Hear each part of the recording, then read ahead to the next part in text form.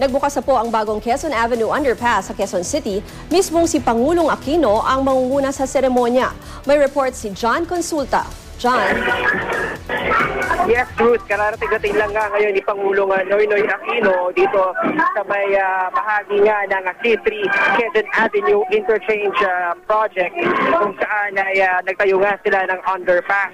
Ayon kay Engineer Danny Idot, Chairman ng Urban Road Project Office ng DPWH, napaaga ang completion ng proyekto. Dapat sa December 10 pa ito matatapos pero napaaga ito ng 3 buwan sa kabila ng ilang masungit na panahon nagdaan. Tiniyak ng DPWH Rules na hindi magiging problema ang pagbaha sa naturang underpass dahil sa tatlong inilagay na submersible pump ay meron ding inilagay na 2 water cistern detention tank o imbakan ng tubig sa ilalim ng underpass para kahit umulan ng malakas ay hindi ito babahain. Ayon naman kay Director Renato Tagadundo ng DPWH, ongoing na rin ang dredging activity sa San Juan River kung saan dadalhin ang mga tubig na babagsak sa underpass.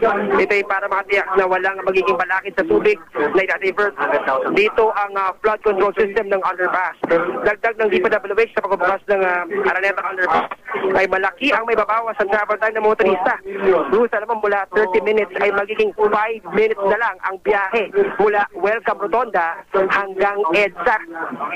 Ang mas magandang balita rito ay malaki rin daw ang naitipid ng gobyerno sa proyekto. Sa kabuuan ay nakatipid ng 104 million pesos ang pamahalaan sa proyekto. Susunod na pagtutunan ng pansin ng pamahalaan daw ang pagkasagawa ng road widening project sa darating na mga buwan at ang posibleng pagkatayo ng isang EDSA Lacson flyover para mas maibsan ang dali ng trapiko sa Metro Manila. Yes, latest mula pa rin dito sa bahagi ng Quezon City sa may G. Araneta, balik sa Ruth. Maraming salamat, John Consulta.